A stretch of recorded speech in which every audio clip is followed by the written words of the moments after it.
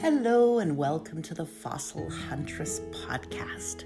Today we're going to be visiting one of the world's northernmost inhabited areas, a land of rugged terrain, glaciers, frozen tundra, polar bears, reindeer, and beautiful Triassic exposures in the Norwegian archipelago of Svalbard.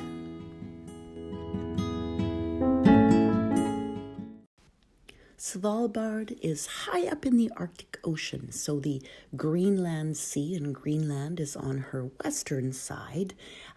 Svalbard is above Iceland and Norway and Sweden and Finland, a little bit north of Russia, and has the Barents Sea on her eastern coast.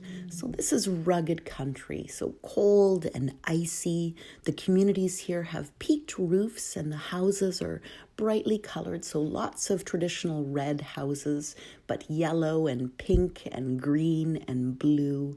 And if you see them in the winter, they're all lit up with lights. You can see the northern lights here. It's one of the places in the world where the northern lights play out against a long tundra landscape with big mountains in the background.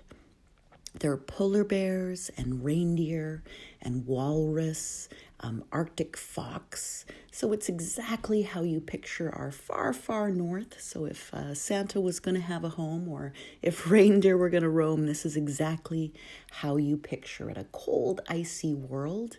But beneath that snow and ice are beautiful Triassic exposures.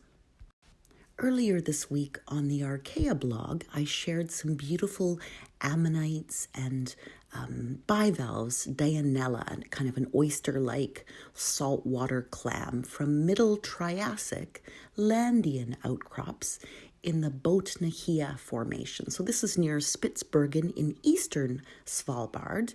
And these are important index fossils. So Dianella and Monotis are both important species for our understanding of the Triassic. So when you find one, you tend to find a whole bunch of them in these big, massive shell beds. And we find them in Svalbard.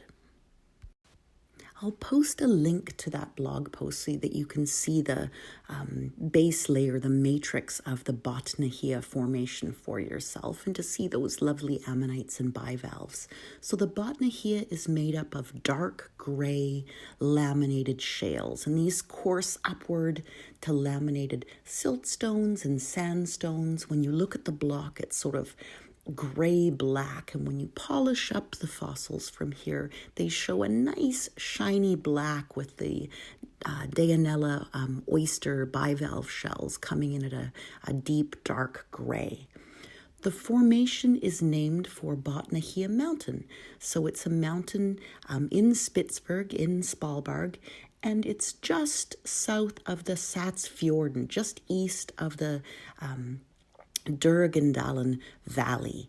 And as well as lovely ammonoids and bivalves, we've found some ichthyosaur remains here. So if you were listening to the podcast about Nevada, there we find beautiful Triassic exposures with ichthyosaurs next to lovely ammonoid exposures. And the same thing is true here in Svalbard. So we'd been expecting to find marine reptile remains and kept looking and finally found the first bones in the early 2000s.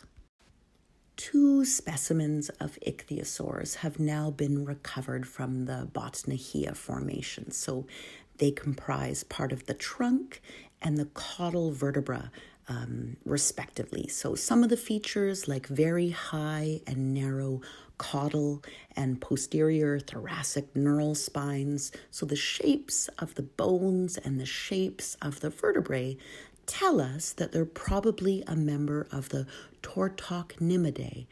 So these are a type of ichthyosaur, and we were expecting to find them here because we found ichthyosaur remains above and below the Botnahia.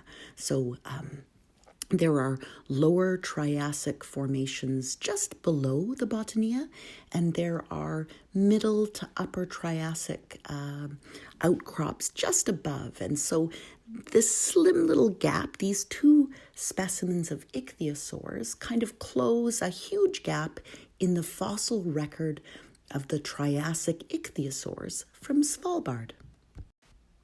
When you're collecting in the field, and particularly when you're collecting vertebrate material, it's a wonderful thing when you can find those vertebrae, those bones, articulated or set out in order, so that you can see the relationship between the bones. If you get them all in a jumble, it makes them harder to prep and harder to understand. But the beautiful exposures near Spitsbergen are beautifully articulated, so the bone shows up a slightly darker gray against a lighter gray matrix. It's still challenging work and super hard to prep out, but they're very satisfying. And there's a group, the Spitsbergen Mesozoic Research Group, that's been going out into the field and looking for the ichthyosaurs that we find here. So these are primitive Triassic ichthyosaurs. So in later ichthyosaurs, in later marine reptiles, the tail vertebra bend steeply downwards, and the cartilage forms kind of a fish-like tail. But in these more primitive ancestors, the tail bend is not quite as strong, and the spines of the vertebra make up more of the tail. So the ichthyosaurs here have more of an eel-like look.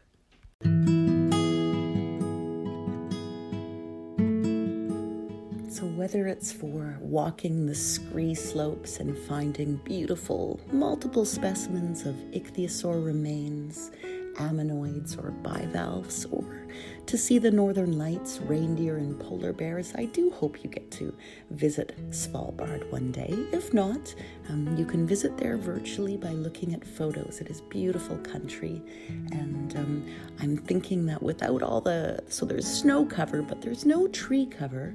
So as the world melts out, we'll see more and more exposures, and I anticipate some wonderful finds coming out of this beautiful northern region of the world.